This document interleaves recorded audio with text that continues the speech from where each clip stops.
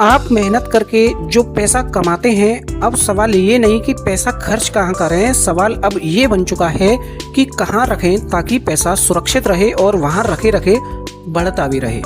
भारत में इस सवाल का सबसे पुराना जवाब होता है और हुआ है वो है सोना। लेकिन आज सोना भी दो तरह का हो चुका है, एक फिजिकल गोल्ड और दूसरा गोल्ड ETF, और यहीं पर ज़्यादातर लोग कंफ्यूज हो जाते हैं। चलो सबसे पहले फिजिकल गोल्ड के बारे में जानते हैं। फिजिकल गोल्ड का मतलब होता है गहना, सिक्का, बिस्किट जो आप दुकान से, शोरूम से खरीदते हो, हाथ से पकड़ते हो, अलमारी या लॉकर में उसको रख देते हो।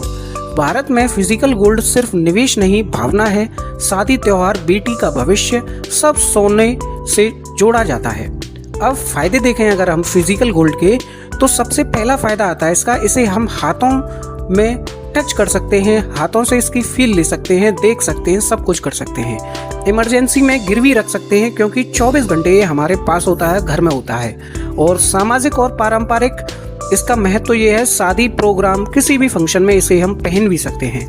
लेकिन अब कड़वी सच्चाई इसकी ये है, जब आप गहना खरीदते हैं तो आप सिर्फ सोना नहीं खरीदते, आप खरीदते हैं मेकिंग चार्ज, GST, डिजाइन की कीमत। मान लीजिए सोना 60,000 रुपये का 10 ग्राम है, लेकिन आपने जो गहना खरीदा है उसकी असली लागत 65 से 68,000 रुपये तक चली जाती है। और जब बेचने जाते हैं तो मेकिंग चार्ज और GST गायब हो जाता है, यानी भाव वही रहे तब भी आपको नुकसान रहता है।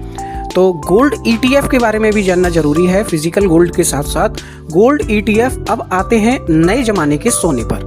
गोल्ड जो ETF है इसका मतलब है इलेक्ट्रॉनिक गोल्ड, ऐसा सोना जो शेयर बाजार में ट्रेड होता है और जिसकी कीमत सीधे अंतरराष्ट्रीय गोल्ड प्राइस से जुड़ी होती है। अब आप जब डीमेट अकाउंट से बिल्कुल शेयर की तरह सोना खरीदते हैं, इसमें गोल्ड ETF में, यहाँ ना गहना होता है, ना लॉकर होता है, और ना इसकी चोरी होती है, और ना आपको खरीदते समय कोई मेकिंग चार्ज देना रहता है। आपके पैसे का लगभग 100% हिस्सा सोने की वैल्यू में ही जाता है, ना GST और ना ही कोई मेकिंग चार्ज, ना कोई अदर हिडन चार्ज। यही सबसे बड़ा फर्क है। लेकिन अगर इसकी असली सोने यानी कि फिजिकल गोल्ड से तुलना करें तो दो लोगों ने बराबर पैसा लगाया। मान लीजिए दो लोगों ने बराबर पैसा लगाया, एक ने फिजिकल गोल्ड खरीदा और दूसरे ने गोल्ड ETF खरीदा। 5 साल बाद सोने का भाव 50% बढ़ गया। मान लीजिए दोनों ने एक ही समय पैसा लगाया और 5 साल बाद 50% अगर सोने का पैसा बढ़ जाता है तो किसको फायदा और किसको नुकसान होता है, इसको देखते हैं।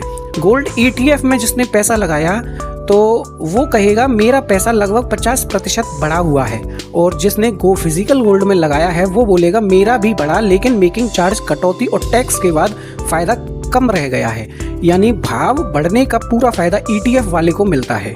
लिक्विडिटी यानी जरूरत के समय कौन साथ देगा, तो आपको अचानक पैसों की अगर जरूरत पड़ गई तो फिजिकल गोल्ड में दुकान ढूंढो, भाव पूछो, कटौती सहो गोल्ड, उसके बाद आप उसको फिजिकल गोल्ड को बेच पाओगे। लेकिन गोल्ड ETF में मोबाइल खोला, सेल दबाया और पैसा झटाक से आपके खाते में, यानी कि गोल्ड ETF बिना कटौती के धड़ाक से बिक जाता है और अकाउंट में पैसे आ जाते हैं। रिस्क की भी बात होनी चाहिए कि फिजिकल गोल्ड और गोल्ड ETF में रिस्क कौन है।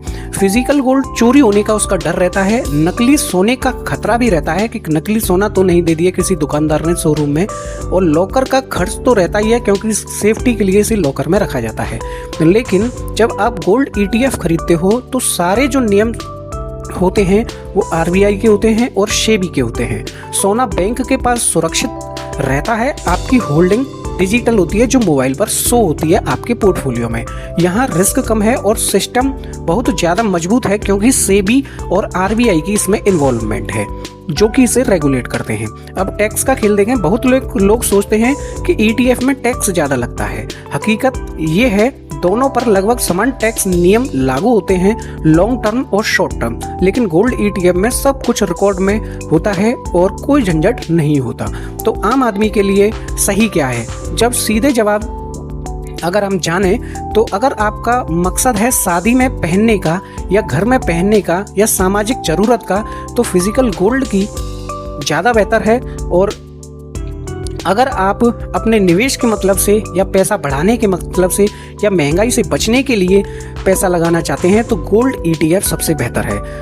तो समझदार लोग क्या करते हैं, समझदार लोग दोनों को मिलाकर चलते हैं। थोड़ा फिजिकल गोल्ड भावनाओं के लिए रखते हैं और बाकी गोल्ड ETF भविष्य और अच्छी कमाई के लिए रखते हैं। क्योंकि सोना सिर्फ तिजोरी में रखने की चीज नहीं, सोच के साथ रखने की चीज है।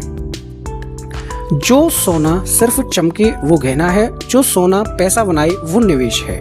अब फैसला आपका है। आप